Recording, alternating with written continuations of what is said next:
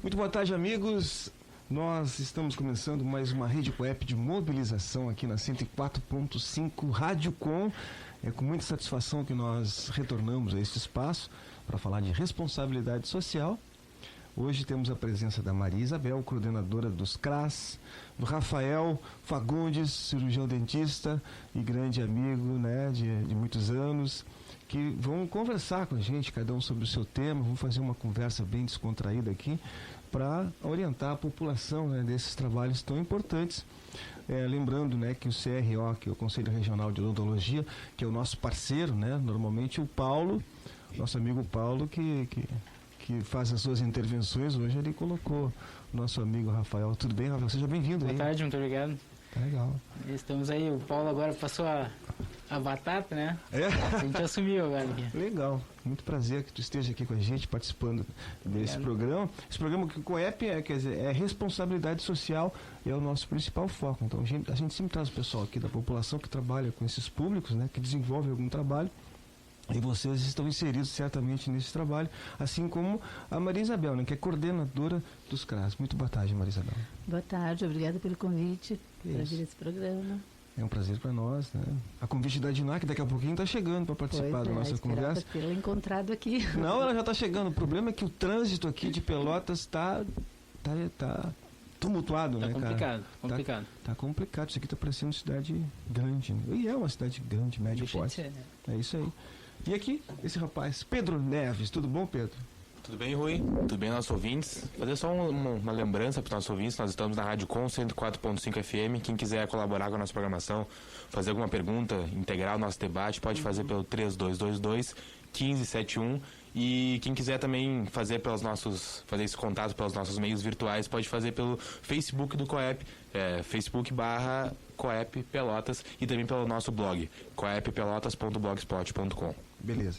Só lembrando, Pedro, que nós hoje não estamos conectados, com um probleminha na internet. Infelizmente hoje Infelizmente. Não. Então é só pelo telefone 3222-1571 e participe. Mas quem quiser ouvir, quem não puder ouvir o programa e quiser saber mais sobre a assistência social da cidade de Pelotas, pode procurar depois nosso canal do YouTube, que o programa vai estar disponibilizado na íntegra. É só procurar COEP Pelotas.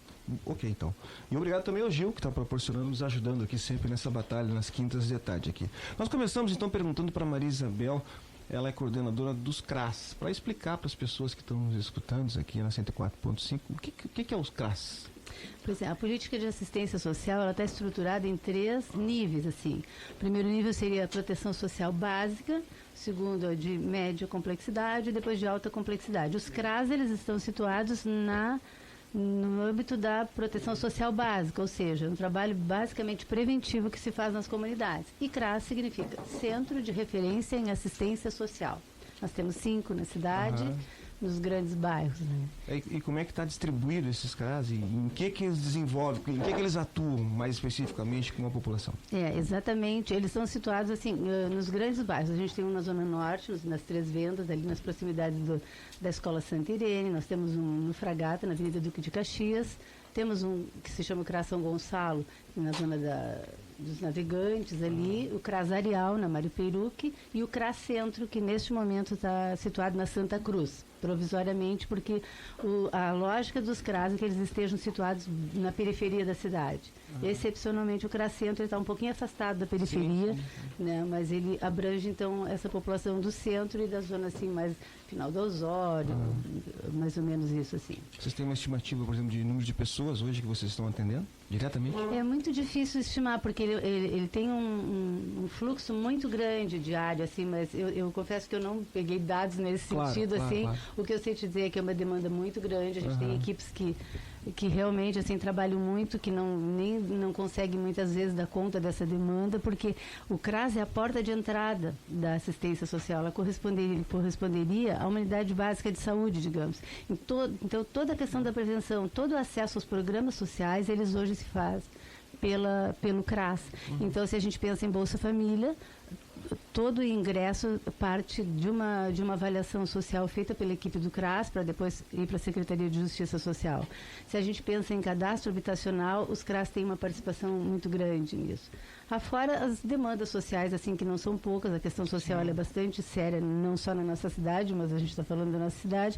Então, ocorrem ali as pessoas com os mais diversos tipos de problema e são pessoas, assim, em situação de risco, em situação de vulnerabilidade social, mas que ainda têm um vínculo com a família, que ainda têm um vínculo com a comunidade. Então, por isso, todo o caráter preventivo dessas ações. Tá bem. Olha, então a Dina chegou. Dina Bandeira conseguiu se livrar do trânsito de Pelotas e conseguiu. Tudo bom, Dina? Seja bem-vinda. Boa tarde a todos, boa tarde, ouvintes. Agradeço a Isabel de forma muito especial a sua participação aqui no programa de hoje.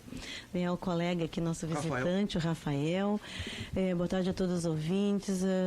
A ideia, a gente atrasou porque o trânsito complicado, mas graças a Deus estamos aqui.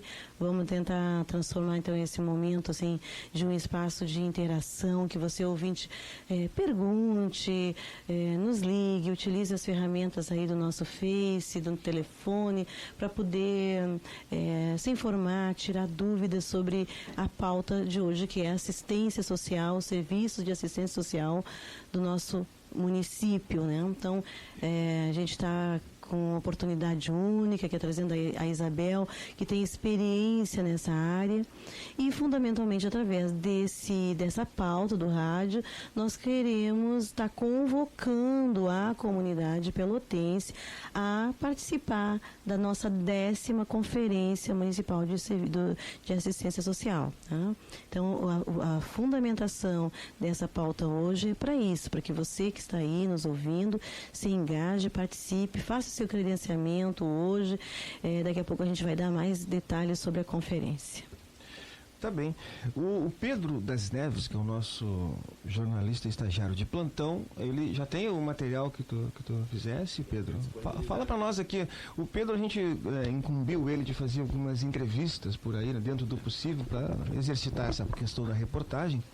E também para melhorar a nossa dinâmica aqui do programa, né? E ele teve fazendo algumas entrevistas. Onde é que foi, Pedro? Eu estive no CRAS São Gonçalo, lá no bairro Navegantes 2, e conversei com a coordenadora do CRAS e com uma das assistentes sociais, e elas me deram alguns relatos de como funciona, quais são os serviços que são atendidos, o que a população acha do serviço, e a gente pode ouvi-lo agora. Legal, que bom. Podemos ouvir aí para complementar aqui, então, a explicação da Maria Isabel. E lembrando a vocês, né, que nós estamos aqui pela 104.5, essa é a Rádio Com, e o telefone é 3222-1571. Hoje não estamos conectados na internet devido a um probleminha aqui no servidor da rádio, né? Tá bem? Já estão prontos para ver? Então tá, tudo contigo, Pedro, manda bala aí.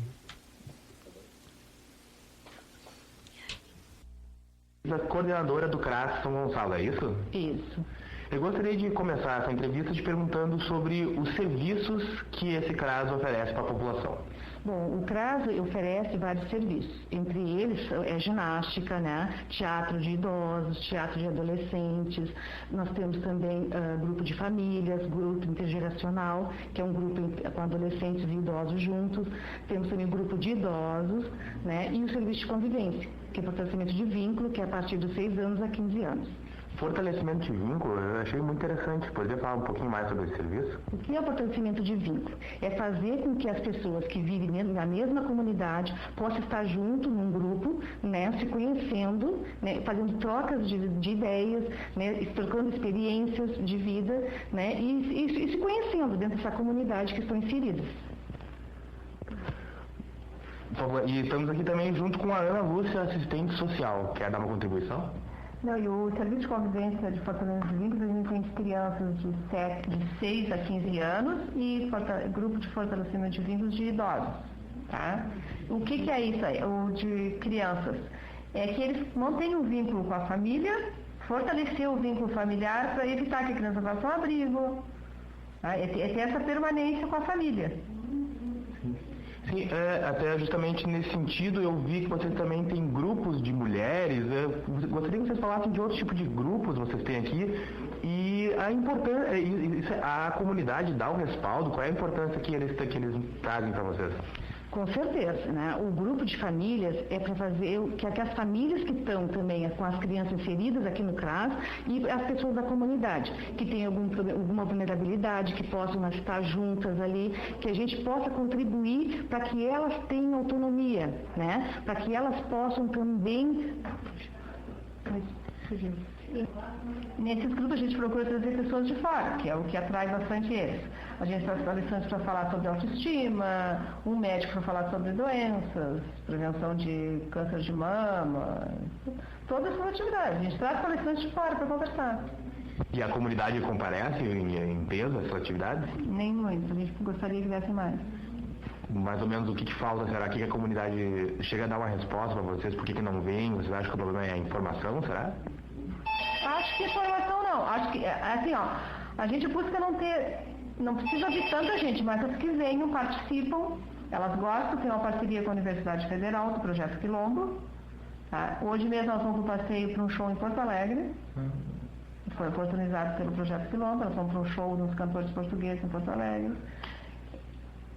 E também pelo fato também das mulheres, elas fazem um trabalho de faxina, né? E muitas das vezes, sextas-feiras, que é o horário do grupo, algumas vão fazer faxina, então o grupo ele é muito aberto, né? A gente não tem nem folha de presença, para que um dia tenha 10, né? E dependendo da necessidade, elas venham.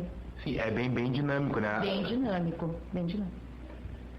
E eu gostaria de saber qual a importância de oferecer esses serviços, esses grupos, numa região como essa. Nós estamos no bairro Navegantes, não é mesmo? Sim, o CRAS ele abrange várias comunidades, tá? Não só o Navegantes, é o Navegantes 1, 2 e 3, a Balsa, o Fátima, Perré, o Ângulo, né? O Muarama, Cruzeiro. Então a gente assim, ó, trabalha com as pessoas dessas comunidades, tá? A gente faz chamamento na Balsa, né? E nem sempre, claro, as pessoas têm dificuldades à distância, né? Para vir, mas quando vêm, participam. Né? E aí adoram o trabalho do CRAS. Gostam mesmo? Gostam. A gente tem uma receptividade, né, mas um respaldo muito bom. A gente vê que quem participa daqui, eles gostam. Eles gostam e eu acho que isso muda muito a vida deles. Que vê uma diferença. E isso é muito interessante. Vocês percebem a diferença no dia a dia das pessoas? Se percebe e elas gostam. Uma coisa que elas mesmas dizem. Se pudesse, viriam todos os dias, né? Tem uma que diz. Assim, ó, do exemplo que a gente tem é do curso de pintura e tecido. A gente fez um término, né, do curso agora e elas viram assim, ó, desde o início como foi e até o final. O primeiro trabalho que elas fizeram e o último. Então teve um desenvolvimento, né? Então, que entraram, pessoas que chegaram aqui com depressão, que não conseguiam nem se comunicar porque choravam, agora elas participam. O dia da festa, Dia das Mães dançaram. Sabe, a gente vê o quanto elas melhoraram, o quanto a autoestima delas melhorou, o quanto a qualidade de vida delas melhorou. Isso se percebe. Claro que não tem assim, o resultado que a gente esperava, que a gente gostaria de abranger muito mais pessoas, ter mais o apoio da rede, né, que nem sempre se consegue encaminhar para um tratamento. Uma criança que é usuária de drogas não consegue ter um respaldo, né, onde encaminhar, mas se vê melhor assim. Vocês não conseguem, vocês sentem uma falta quantitativa, mas as pessoas que estão aqui são muito bem tratadas. Quem trabalha nessa área tem que saber que pode ser poucos, mas tu tem que te apegar naqueles poucos que tu consegue melhorar. Tu não pode pegar em quantidade. Sim. E já que estamos falando da questão da rede, eu gostaria que vocês falassem um pouco sobre as SUAS, que vai ser tema de debate da conferência. Gostaria que falassem o que é e quais são os desdobramentos desse sistema. O SUAS é o Sistema Único da Assistência Social. Tá? Aí tem todo aquele acompanhamento de famílias, como esse trabalho o CRAS é um programa do SUAS, né? Então tem todo o acompanhamento de famílias, dos programas Bolsa Família, de inserção deles em outras políticas. O SUAS abrange tudo, assim como tem o SUS da saúde, o SUAS é da assistência social. É todo o acompanhamento familiar, da assistência social, programas do governo e tudo mais. E que tipo de melhoramentos ou alguma piora que teve na implementação desse sistema? Eu acho que só está melhorando. Acho que está só melhorando. Ainda tem muita coisa a se fazer, a se adquirir, né? Mas acho que está melhorando. Até assim, em termos de profissionais, o CRAS hoje já é bem melhor que antes. Cada vez a gente procura melhorar. Foi criado pelo SUAS. O CRAS é uma criação do SUAS. O CRAS é a descentralização. Por exemplo, em Pelotas existe 5 CRAS, divididos em regiões. É a descentralização da Secretaria de Segurança e Justiça Social Antiga Cidadania, né? É como se fosse uma secretaria em cada bairro. Acredito que isso deva facilitar o trabalho. Facilita e muito o trabalho. Em que sentido que facilita o trabalho? Facilita até mesmo a locomoção das pessoas, né? Que as pessoas não precisam ir lá no centro. Aqui nós tentamos resolver em partes algumas coisas, mas outras a gente encaminha para lá, né? Quando elas... Tem coisas que ainda tem que ser resolvidas na secretaria, mas muitas assim a gente já consegue atender elas aqui. Por exemplo, que coisas vocês não conseguem ainda fazer atendimento aqui? O cadastro único ainda está lá na secretaria, que a intenção depois vai ser descentralizar para os CRAS, mas por enquanto ainda está lá. A gente consegue, por exemplo, às vezes por telefone saber por que bloqueou o Bolsa Família, como é que vão resolver, orientar ela aqui para ela não precisar ir lá. Mas efetivamente o cadastro ainda está lá. É uma melhoria para a comunidade, né? Até mesmo para não ficar em fila, né? Que daqui a gente tenta resolver até mesmo para mais cômodo para a pessoa, né? Tudo que se pode resolver aqui, a gente tenta para facilitar, a gente resolve. A gente faz visita domiciliar, vai ver como é a situação dela, para poder se é caso de encaminhar para habitação, se é caso de inserção no cadastro único. Tudo isso as famílias da nossa região, a gente procura acompanhar cada uma. Claro que não se consegue dar um atendimento que se gostaria, né? Porque é muito grande a nossa área. Sim. Um das maiores pontos positivos aqui do CRAS me parece ser que vocês têm um contato muito direto com a população, com as famílias, com a realidade do dia a dia delas, né? Muito direto, e elas nos procuram bastante. A gente tem bastante procura por parte delas. A gente tem uma boa receptividade, embora seja um bairro até então violento, né? Mas a gente não tem esse problema, né? Aqui a gente não tem. A gente é bem recebido, claro que a gente também... A gente se resguarda, né? Não é toda hora que a gente vai, tardinho, essas coisas a gente não vai, mas não temos problemas assim como... Enquanto o CRAS está aberto, temos bastante envolvimento da comunidade aqui, né? A resposta deles foi muito boa, da comunidade perante o CRAS. Então, vale a pena investir, temos que investir mais nessa comunidade. E eu gostaria que tu comentasse agora, Ana, sobre a 10ª conferência de assistência social que vai acontecer nos dias 6 e 7 aqui em Pelotas. Qual a importância de um evento desse?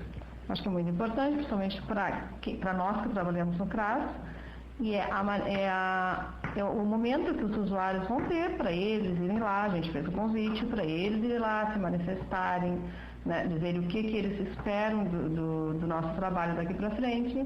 Acho que a conferência é uma oportunidade que eles têm, dizer o que querem que melhore, o que está bom, o que precisa melhorar. E é isso que a gente quer enquanto CRAS, que eles participem, né? Que eles sejam, que são cidadãos e que eles participem de todo esse processo, né? E é isso que o CRAS tenta levantar essa bandeira, porque o CRAS para que os direitos das pessoas não sejam violados. E enquanto isso, se o CRAS trabalha com essa função de que os direitos das pessoas não sejam violados, é um direito deles participarem. Então a gente luta para que isso aconteça. Também. Nesse sentido de lutas aconteceram as pré-conferências aqui nos CRAS, né? Isso, na pré-conferência a gente fez um chamamento, eles souberam o que vai ser falado, né? Falaram o que eles queriam que melhorasse, algumas coisas que foram para lá, né? Que foram já inscritos para lá. Então, tudo isso para eles participarem de uma forma assim mais ativa, né? Para não ficar só em termos de técnicos, né, de funcionários e conselho. Se eles mesmos, eles que são os protagonistas da história, né? Deles saberem o que eles querem, deles buscarem. Isso é interessante ressaltar, é a conferência voltada para os usuários e não para os servidores. Também, para todos que estão envolvidos com o SUS, né? Todos nós que trabalhamos também e eles que participam também desse trabalho. Porque para a gente poder atender eles, nós também temos que ter o respaldo, né? Se a gente estiver bem organizado, vai poder atender melhor a população. Tá certo? Valeu, então tá aí a participação do repórter Pedro das Neves. Pedro, parabéns pelo teu trabalho. Já adiantamos vários assuntos aqui, né, que a gente tinha com a Maria Isabel, falou sobre esse evento, né, tudo com vocês aí para falar sobre esse evento que eles estavam comentando ali, que vai acontecer. Acho que é importante para a população também, para as pessoas envolvidas, né.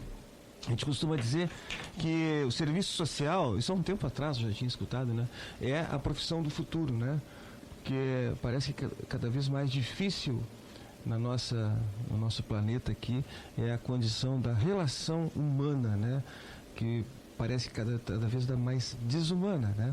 Então a importância do assistente social nesses problemas todos que a gente encontra na sociedade, né, de fazer o elo entre a família, entre o profissional, né, entre a própria pessoa que está, isso é um desafio, né, para vocês. É verdade, eu acho que o serviço social tem um papel importante nessa questão, mas sempre numa perspectiva dos direitos sociais, né? Porque, na verdade, a questão dos conflitos e das relações, elas são mediadas por toda a problemática social e que envolve a negação de direitos e a necessária luta por essas conquistas, né? Então, acho que o serviço social ele tem um papel importante nas relações, mas no sentido sempre assim da emancipação das pessoas, do acesso aos direitos, nessa perspectiva, assim, a gente não pode focar muito na questão individual, porque senão a gente vai entender que a questão da sociedade, ou que a questão social, a questão das relações, elas são resolvidas por uma intervenção no indivíduo. Na verdade, é uma estrutura social que cria essas demandas, né? Então, é em torno dessa perspectiva que a gente trabalha. E a gente tem que prestar bastante atenção, talvez, na questão do assistencialismo, né? As pessoas estão acostumadas muito a ganhar o peixe prontinho, fritinho ali, né? Pronto para comer. E, de repente, o trabalho do assistente social tem que estar envolvido nisso, mas também numa coisa muito mais ampla, né? A assistência social, ela vem evoluindo ao longo dos anos. Inicialmente, a gente tratava como caridade, né? As pessoas mais pobres, sem recursos, eram vistas como alvo de caridade. Depois veio a questão política, das ações das primeiras damas, centradas nessa perspectiva, né, assistencialista, e depois, como resultado assim das lutas da sociedade, das lutas de profissionais de diversas áreas, né, então a sociedade como um todo, né, a assistência foi se constituindo como um direito do cidadão, tal qual é a saúde e a educação. Né? Então é importante diferenciar o assistencialismo. As ações assistenciais, as emergências sociais, elas são necessárias muitas vezes, né, na nossa realidade, a gente não pode negar, mas a gente tem que trabalhar as emergências sociais na perspectiva da emancipação das pessoas, né? Que eu acho que esse é o grande foco, assim, na perspectiva de que essa pessoa possa sair da condição, né, dessa condição de menos acesso, né, àqueles recursos que são produzidos na sociedade, que uma grande parcela ainda não tem esses direitos garantidos. Então, todas as ações na área da assistência, ainda que emergencialmente falando, como a gente vê a questão de alimentação, vestuário, inclusive ainda se tem muito esse tipo de ação no nosso município, não só aqui, mas que a gente enxergue isso de uma outra forma, né? De que ali está expresso um direito não reconhecido, um direito não garantido. Por isso a necessidade da questão assistencial. E o assistencialismo ele tem um caráter assim mais pejorativo, né? Como se a gente não acreditasse assim no direito da pessoa, na capacidade humana de superação, né? Na medida em que se criam oportunidades, as pessoas vão usufruir dessas oportunidades, elas vão caminhando no sentido assim da sua autonomia. Né? E por isso que é importante também a questão desses eventos, que nem esse que vai acontecer, né? Para que se debatam esses assuntos, para que se vejam os exemplos. Né? Eu queria que tu falasse um pouco, né, para você, sobre esse evento que vai acontecer. Acho que a conferência, essa é a 10ª conferência, né? E ela não começou hoje, ela é a 10ª conferência, ela é uma luta assim, de muitos anos, né? E que vem se consolidando como uma forma de controle social, de participação social na área da assistência, um pouco nos moldes do que acontece com o SUS. Né? O SUS, que é o Sistema Único de Assistência, ele já está consolidado. O Conselho Local de Saúde, por exemplo, ele é valorizado, reconhecido, né? No município. O Conselho de Assistência caminha nesse sentido cada vez mais, né? Mas acho que a política de assistência realmente ela precisa assim, que a gente invista bastante nisso. E essa é uma oportunidade assim, super importante para todos. Né? Acho que é um momento onde se reúne gestores, trabalhadores, usuários. E a participação dos usuários, ela ainda é pequena, assim, nessas conferências de assistência social. E nesse ano, assim, a gente procurou estimular bastante isso nos CRAS para que a população discuta essa questão da assistência e essa política de assistência que é dirigida para essa população. Se a gente entende, e isso está no corpo assim da legislação da assistência, de que ela seja uma política emancipatória, estou insistindo um pouco nisso, então isso precisa começar a ser tratado com os usuários, para que eles tenham essa percepção, para que eles vão gradativamente assim saindo de uma noção de que a assistência é uma ajuda, que isso ainda se vê muito, assim, tanto o usuário ter essa percepção, quanto muitas vezes os serviços que são prestados ainda tem um pouco essa perspectiva de ajudar as pessoas. A gente precisa avançar, precisa sair disso. E no momento que a população usuária desse sistema, ela faz essa discussão e entende a assistência social como um direito,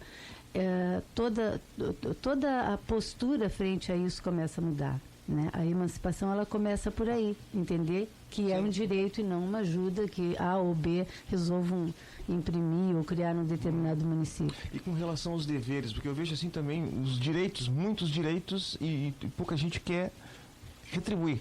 Principalmente o usuário também, né? Que ele tem os seus deveres. Porque muitas vezes ele quer a Bolsa Família, ele quer a creche de graça, mas ele não quer cumprir determinadas normas, né? E reivindica algumas coisas que ele não dá em troca também. Acontece isso, não acontece? Eu acho que a questão do dever, aquela história de que a cada direito corresponde um dever, ela não é específica do usuário das políticas públicas, ela é uma questão de todos nós.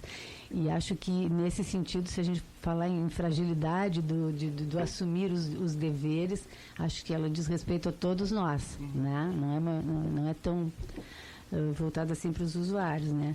Acho que a questão do Bolsa Família, desse programa de transferência de renda, eles são direitos das pessoas. Isso tem uma trajetória assim, de negação desses direitos. As pessoas não se constituíram assim de uma hora para outra porque elas não queriam trabalhar, ou não, né? Não, a gente sabe assim, muito bem qual é o histórico do nosso país. Então, a questão da transferência de renda, ela é um investimento nas pessoas, né?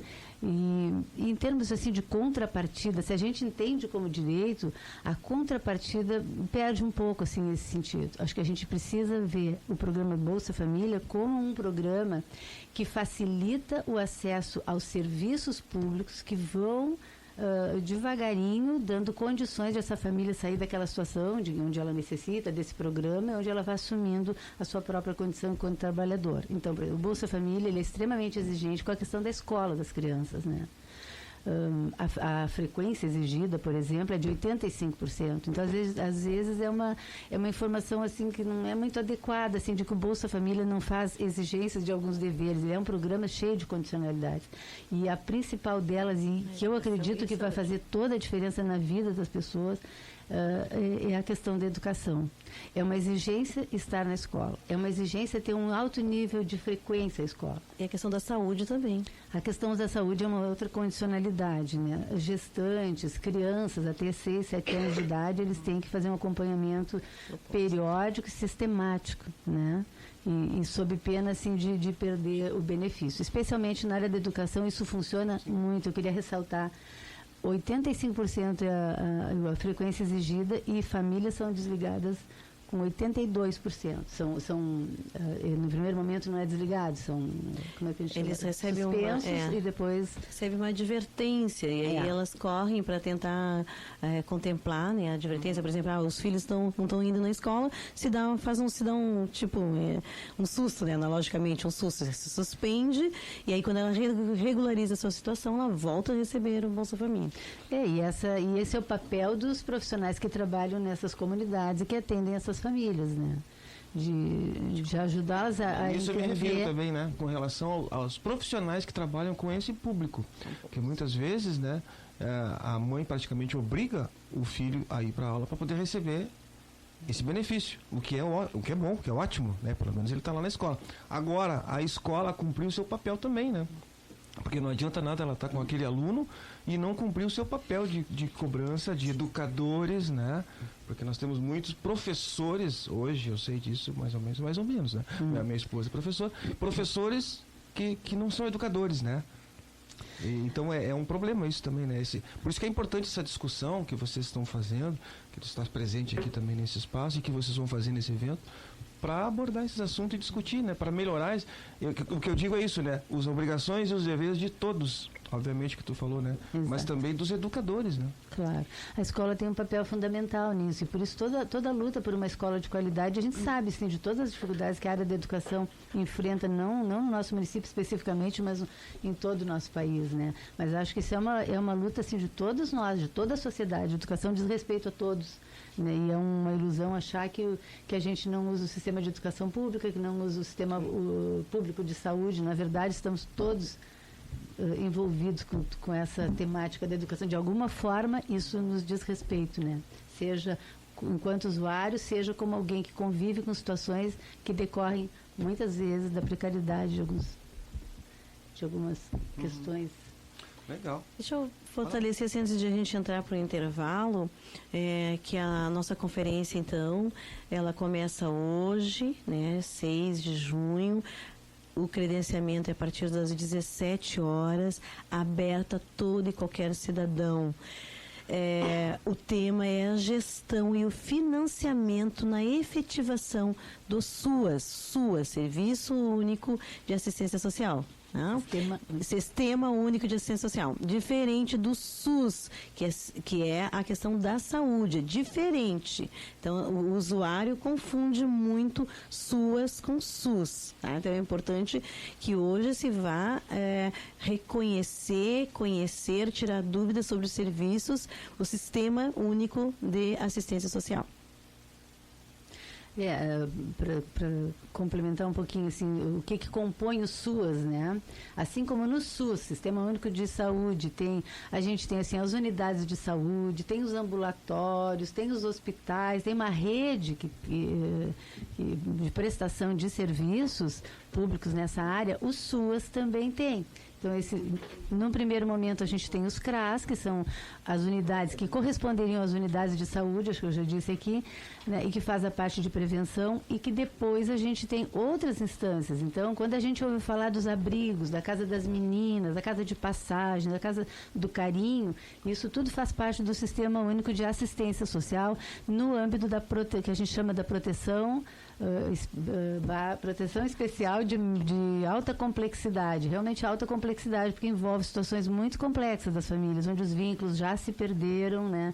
E essas crianças precisaram ser abrigadas em instituições, e às vezes existe por aí uma luta grande ainda da família no sentido, assim, de recuperar aquela criança. Outras vezes se conclui que não é mais possível e as crianças acabam crescendo nos abrigos, né? E aí uma porção de coisas. Então, tudo isso faz parte do Sistema Único de Assistência Social. Quando a gente pensa no CREAS, que funciona lá no bairro Cruzeiro do Sul, que trabalha com situações de violação de direitos, né? E aí, então, é a média...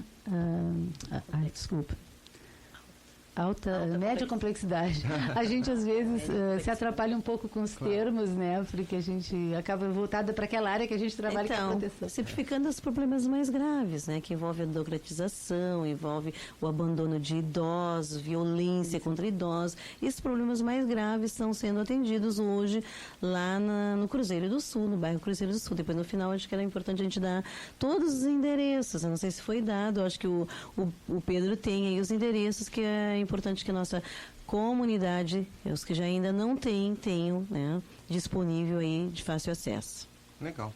Maria Isabel, muito obrigado pela tua participação. Se tu quiser ficar com a gente agora, porque o Rafael, cirurgião dentista, ele tem uma cirurgia daqui a pouco, né? Então a gente não pode deixar ele esperando muito, esse rapaz aqui, esse jovem cirurgião dentista, né? Hoje a gente vê cada vez mais jovens já com especialização, né? Trabalhando no mercado de trabalho, se formando cedo. É o caso do nosso amigo Rafael, que se formou com quantos anos, Rafael? Eu me formei com 24. 24 na Odonto? Na Odonto. Tive colegas que se formaram com 22 até. Que isso. Né? Sim. Então, cada dia o pessoal está entrando mais cedo, saindo mais cedo. Né? Então, é verdade, tá muito rápido, assim, né? A transição colégio, faculdade, mercado de trabalho, cada vez mais precoce, mais... Sim, sim. Né? E aí depois mais quantos anos tu fez especialização? Não, aí tem pós-graduação, especialização e cada vez vai acrescentando seu próprio currículo, para sempre, né? Estudar é para sempre. Verdade. Eu acabei pós-graduação, especialização, já vou começar uma outra, tem cursos anexos, então educação como a gente estava conversando antes do ar, né? Se estende, né? A gente não pode parar, né? Não pode ficar só na prática, nem só na teoria, né? Exatamente. Tem que... E o Rafael, ele também faz parte do Conselho Regional de Odontologia, né? Que o Paulo Fonseca, o Dr. Paulo Fonseca, hoje colocou ele nessa fria, como ele diz aqui para nós, né? Mas para nós é uma satisfação. Ele veio aqui, saiu do seu consultório lá, porque tem um assunto muito interessante que a gente vem tratando aqui, que é a questão dos implantes, né? Que era o implante era uma coisa fora da casinha, como a gente diz, né? Caro, coisas que doía, e hoje não, né? Hoje a gente sabe que tem toda uma técnica, né, apurada nesse... Está bem consolidado, né? Tá bem essa terapia está bem consolidada, que nem restaurações, que nem tratamento de canal, uma coisa corriqueira, dia a dia. Né? Porque o implante ele vem nada mais corrigir, né, a arcada dentária para mastigação, não é isso? Deixa contigo, como se fosse uma reabilitação, né? A gente, no momento que perde os dentes, né, a gente... não tem algumas outras formas de reabilitação. Implante e prótese sobre implante é uma forma de reabilitação, né? Digamos que dentro de uma das melhores formas, né? Quando perde a raiz do dente, por exemplo, a gente coloca o implante no lugar, né? E em cima desse implante é colocada uma prótese. Então simula um dente, né? Então o implante é uma parte, é como se fosse a raiz do dente, digamos, trocando em miúdos. E a coroa do dente, a parte que aparece, a gente coloca uma prótese. Então é uma prótese sob implante. Não é simplesmente um implante. A gente não quer fazer implante, a gente quer botar um dente no lugar, quer botar uma coroa, quer botar reabilitar o paciente, né? Obviamente, mas ele não tem sensibilidade, esse dente que é colocado lá. Não tem. Ele, inclusive, a história, assim, são diversos tipos de... tem implante descrito há 1000 anos antes de Cristo, né? De marfim, tentaram botar dente animal, etc., ouro, diversas formas, materiais, só que não davam certo, né? Porque acontecia questão de rejeição, questão de biocompatibilidade, etc. e tal. Hoje a gente tem o titânio, né? Implantes de titânio, que já é comprovado que tem uma osso-integração, que eles ficam fixos, não tem dor, não tem... É biocompatível. Cirurgiões usam na ortopedia há várias décadas. Então, digamos que é implantologia contemporânea, né? Por isso que está consolidado, tem inúmeras pesquisas. Hoje é dia a dia, corriqueiro, né? E vamos aos procedimentos, né? O cara chega lá, doutor, quero fazer um implante. Sim. E aí? Estou desdentado. Tá faltando dente. Bastante gente chega, vamos fazer implante. Não é bem assim. A gente tem que fazer uma avaliação, né? Esquece a parte do implante, primeiro faz uma avaliação, a questão protética, né? Vamos ver se dá pra gente colocar um dente no lugar, se vai ficar bacana. Tem que ver a questão muito importante, que é a questão oclusal. Não adianta a gente fazer um implante, por exemplo, um paciente bruxista crônico. O quê? Paciente o quê? Bruxista, tem que é isso? range os dentes de noite, aperta os dentes, né? A gente tem que tratar várias coisas antes, né? Também a questão da saúde geral do paciente, né? Paciente descompensado, diabetes, ou fumante crônico, a gente tem que ter cautela, né? Então, assim, os índices são altíssimos de sucesso, né, em implantodontia, respeitando sempre as indicações. Não é todo paciente indicado para fazer essa terapia. Então, é muito importante uma avaliação de um profissional que lida com essa parte, justamente para ver se é ideal, não é ideal, como é que vai ficar, porque é difícil a gente fazer um dente como o nosso, né? Então tem que explicar para o paciente a questão do como vai ficar, a estética, etc. Né? Tem várias terapias, não é? Vai fazer dentes separados, unidos. É bem complicadinho, assim. É uma avaliação complicada. Mas há riscos, porque é uma cirurgia, né? Sim. Quais os riscos dessa cirurgia, vamos dizer assim para a saúde? É mínimo, assim, é praticamente zero. Digamos assim, é muito mais complicado fazer uma extração de um dente incluso, um impactado, até um dente comum, do que fazer uma cirurgia de implante, né? É impressionante, assim, o pessoal chega assustado, depois que faz diz, olha, se tiver que fazer outro, vão marcar, porque é muito tranquilo, assim, o pós-operatório é difícil alguém se queixar de dor, difícil queixar que inchou um pouquinho. Claro, tem casos que a gente já sabe o que vai acontecer, né? Então a gente já explica para o paciente, olha, vai te incomodar um pouquinho pós-operatório, às vezes tem cirurgias que são muito grandes, né? Não é fazer um simples implante, tem algumas cirurgias regenerativas grandes, âmbito até hospitalar. A gente já sabe que o pós-operatório não é tão simples, mas tudo é uma questão de previsibilidade. A gente consegue saber mais ou menos como é que vai ser, rápido, tranquilo. Tem cirurgias que é 15 minutos, Rui. Né? A gente 15 minutos? Exatamente. Demora mais para arrumar o ambiente do que a própria cirurgia. Eu brinco, mas é verdade, é impressionante. O pessoal não acredita nisso. Né? Mas a média assim, é 30 minutos, 40 no máximo. Né? Então é rápido, indolor, pós-operatório tranquilo. Né? Então muitas vezes os pacientes nem analgésico tomam depois da cirurgia. Verdade. Mas claro, é feito com anestesia local. Anestesia local, que nem vai fazer, digamos, às vezes uma restauração profunda ou então uma raspagem, uma limpeza, às vezes precisa fazer anestesia, é a mesma anestesia. Né? Bem localizado. Então era bom que tu dissesse onde é teu consultório, Rafael? Meu consultório fica na Tiradentes, né? Tiradentes 3021, sala 402, no prédio da Enil Informática. Né? Então é bem central, aí da Caixa. Bem fácil. Isso, esquina Deodoro, exatamente. Da Caixa Econômica. A Caixa tem 2 andares. Da Enil. Perfeito, porque de repente tem um ouvinte aí interessado, né, em começar a pensar, né, Sim, e fazer esse diagnóstico, pré-diagnóstico para colocar aí o implante. A gente tem que estar divulgando o endereço. Uma outra pergunta seria se o implante é para a vida toda. Assim, ó, Rui, como é que eu posso te dizer? Assim, essa terapia é nova. Nova que eu digo assim, o primeiro paciente que recebeu implantes, hoje fariam 48 anos. Né? Então, é uma terapia nova. Né? Eu brinco com meus pacientes que o implante, digamos que é para a vida toda. Só que a gente não tem um estudo, sei lá, 60 anos da terapia. Então, assim, ó, tendo cuidado, uma manutenção, a manutenção que eu digo é que nem fazer uma manutenção dentária, fazer uma limpeza, ver se está higienizando legal, digamos que é para a vida toda. O que não é para a vida toda, o que pode acontecer falhas, é a restauração protética em cima do implante, é a prótese. Né? Como um dente normal, a gente pode ir no restaurante, quando tem uma pedrinha no meio do feijão e quebrar um dente. Um dente sadio, não tem nenhuma restauração, um dente rígido. Mesma coisa, prótese sobre implante. Pode a gente colocar a prótese sobre implante e ter um acidente, alguma coisa e quebrar a prótese, mas a gente corrige fácil.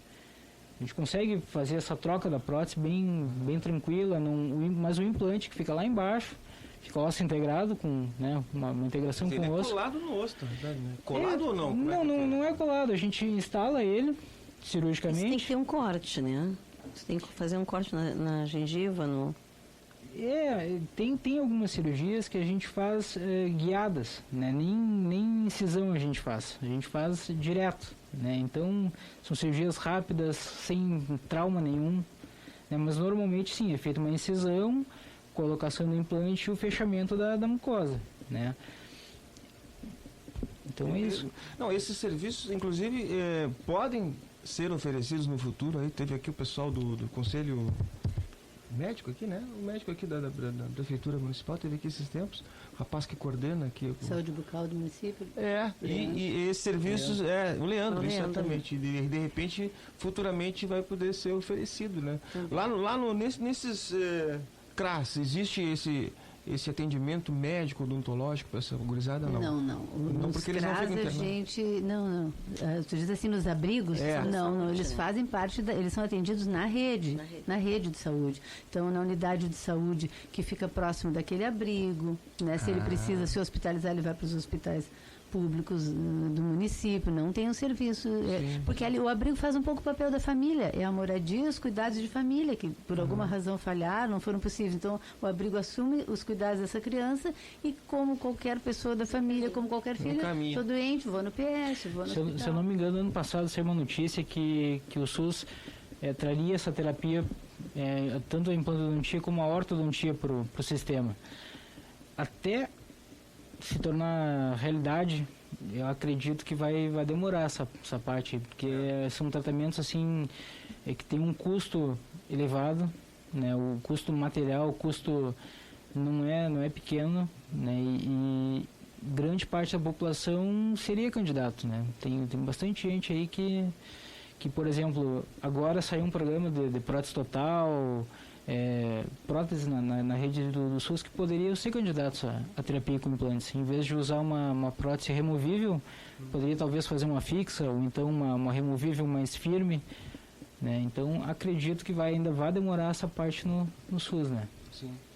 O próprio odonto também não oferece serviço lá, né? Se eu não me engano, oferece, né? Alguns pacientes selecionados, acredito que sim, né? Tem alguns pacientes que fazem pela faculdade, né? Tem uma especialização lá em cirurgia que eles acabam selecionando alguns pacientes, mas...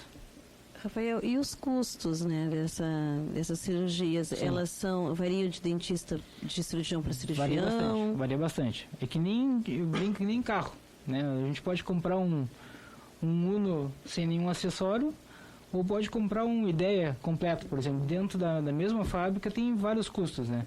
É que nem essa parte do implante. O implante, assim, envolve muitas coisas. Não é só o implante, não é só o pino. O pino é uma pequena parte da terapia. E dentro, assim, falando só de implante, tem implantes baratos, tem implantes extremamente caros. Além do implante, tem outras pecinhas que a gente precisa usar durante o tratamento. A própria questão da coroa, tem laboratórios que cobram X, outros cobram 5X. Depende do material que a gente vai fazer também, então varia bastante. E, claro, tem também a questão do profissional, os honorários, né? Então, varia bastante. Digamos que até mais 100% entre um e outro, né? Por causa do material, experiência e etc, né? Tá bem, então. O que a gente pode perguntar mais sobre a questão do implante com o nosso amigo Rafael aqui? Aqui, ó. Tem uma pergunta boa aqui. Devo extrair um dente natural para colocar implantes? De jeito nenhum, né, Rui? De jeito nenhum? De jeito Nunca, nenhum. Né? Não, cara, nunca. Eu quero ter um dente bonitinho, porque tem esse sorriso branquinho que o pessoal vê muito, né? Não, assim, ó, nunca também não, Rui. Porque, assim, tem casos que a gente, hoje em dia, muda um pouquinho essa visão da odontologia.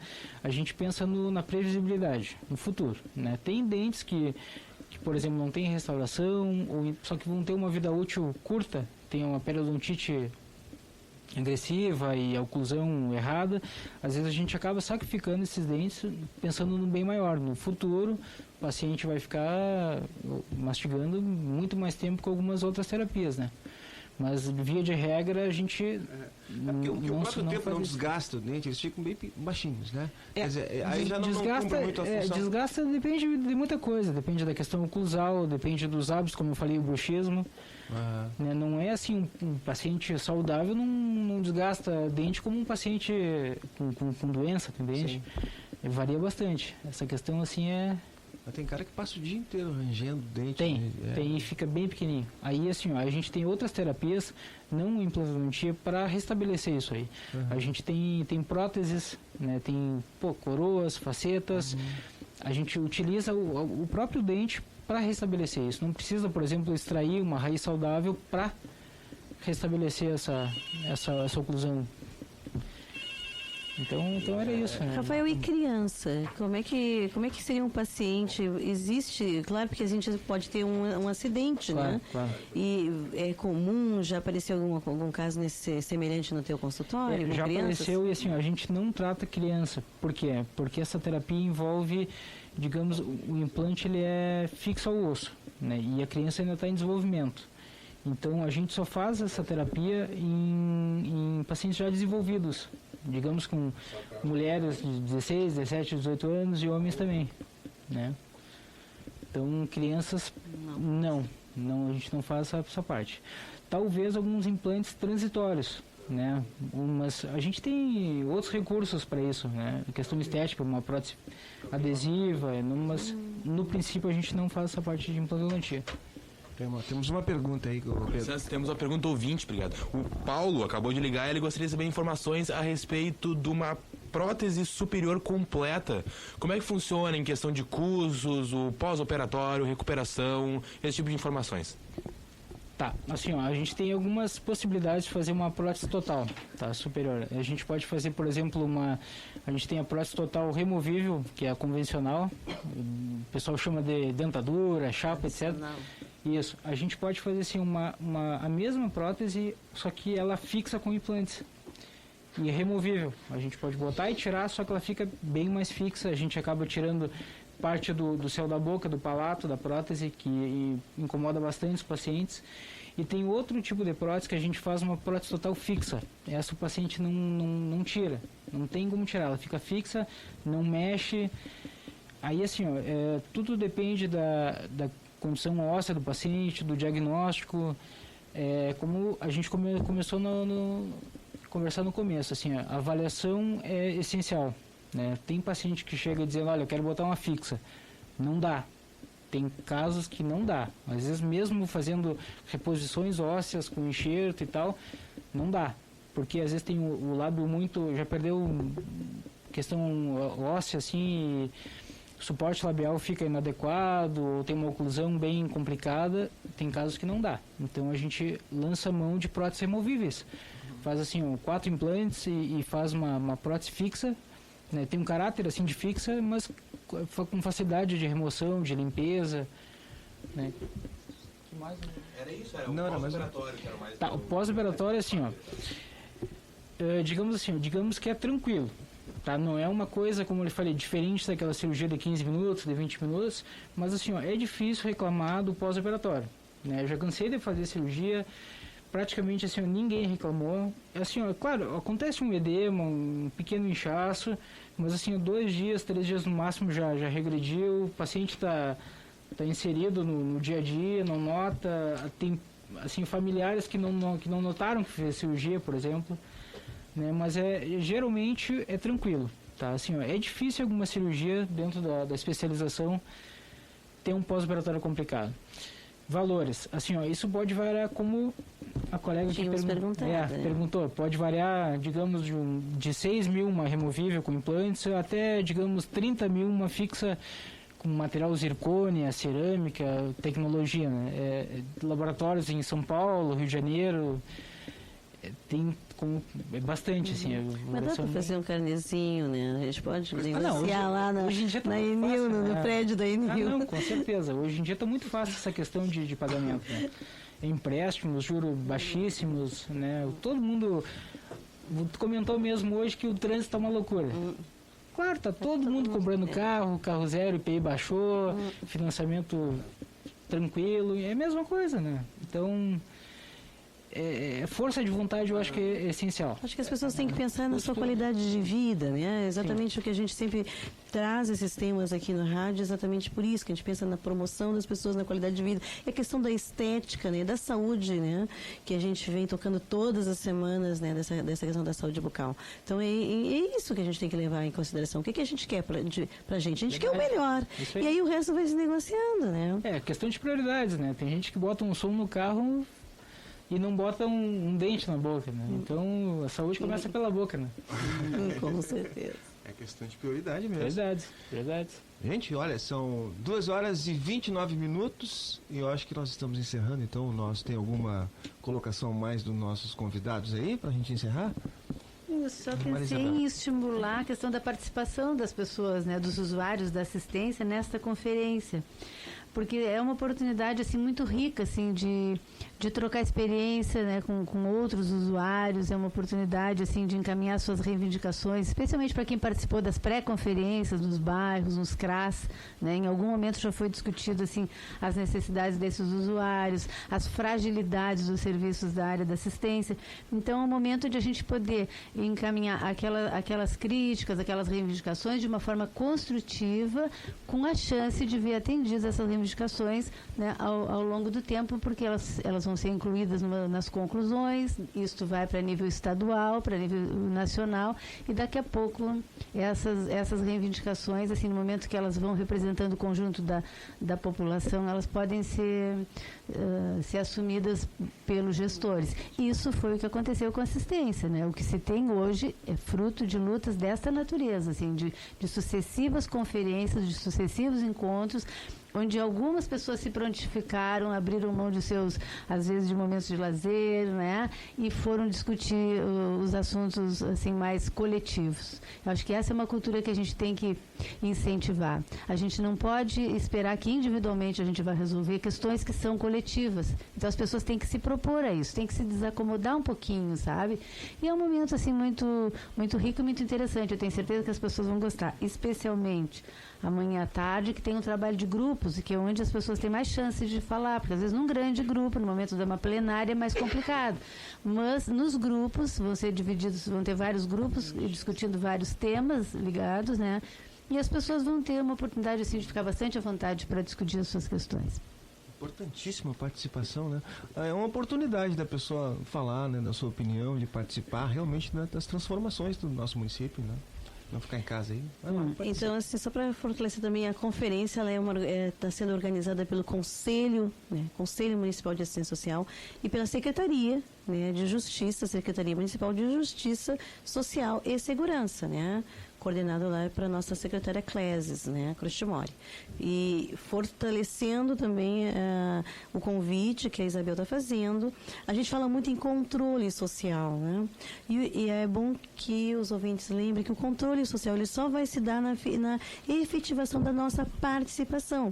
Se nós não estivermos com vários usuários amanhã à tarde fazendo suas reivindicações, nós não temos o que encaminhar. E aí a gente está acostumado a reclamar. Tá todo mundo acostumado a reclamar. Chega lá num CRAS, não tem uma psicóloga, não tem uma assistente. Então, essa é a hora de a gente rever esse serviço, de a gente rever o que está aí posto para nós, para poder melhorar ou então e fortalecer, principalmente a questão que a gente sabe que a grande maioria dos CRAS sofre muito com a questão do número de profissionais, né, Isabel? É verdade, assim, nós precisamos ampliar as equipes, né? Por uma questão de estrutura e de funcionamento dos CRAS, existe uma série de exigências previstas nessa legislação da assistência, né? Mas principalmente pela demanda que chega nos CRAS. Cada vez mais assim, a população vai tomando conhecimento do tipo de serviços que são prestados ali e cada vez mais ela vai se valendo desse serviço. Então a gente precisa completar as equipes. Nós temos, já encaminhamos já há alguns meses, em seguida que se assumiu esse setor, a Clésis, né, encaminhou a contratação de mais profissionais, assistentes sociais, psicólogos, pedagogos, eu acho que são super importantes assim, que estejam nesses espaços, porque eles são espaços educativos, né? Também eles são socioeducativos. Ali nós temos crianças, temos adolescentes, temos idosos, enfim, o CRAS é um espaço assim, onde a gente tem ele é muito abrangente, porque o social é um tema muito abrangente, e a gente tem muita autonomia para trabalhar nesse sentido assim, de que as pessoas possam ir assumindo assim, o controle da sua própria vida, né? Encaminhando suas questões, seus direitos, suas necessidades. Então... Valeu.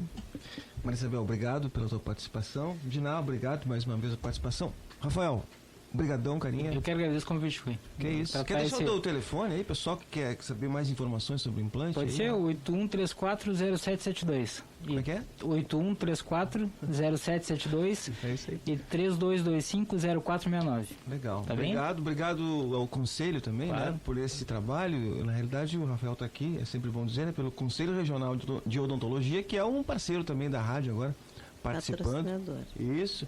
E a gente espera que outros profissionais também possam comparecer aqui de outras áreas para a gente cuidar um pouco mais da saúde oral do nosso município. Valeu? Pedro das Neves, obrigado, parabéns pelo teu trabalho, Pedro, muito legal, fez lá. Obrigado ao Gil, obrigado ao nosso ser maior, né, que nos permite estar aqui. Muito obrigado pela oportunidade. Valeu. A gente espera assim que muitas pessoas estejam na conferência hoje à noite e amanhã todo dia. Ok, até a próxima quinta.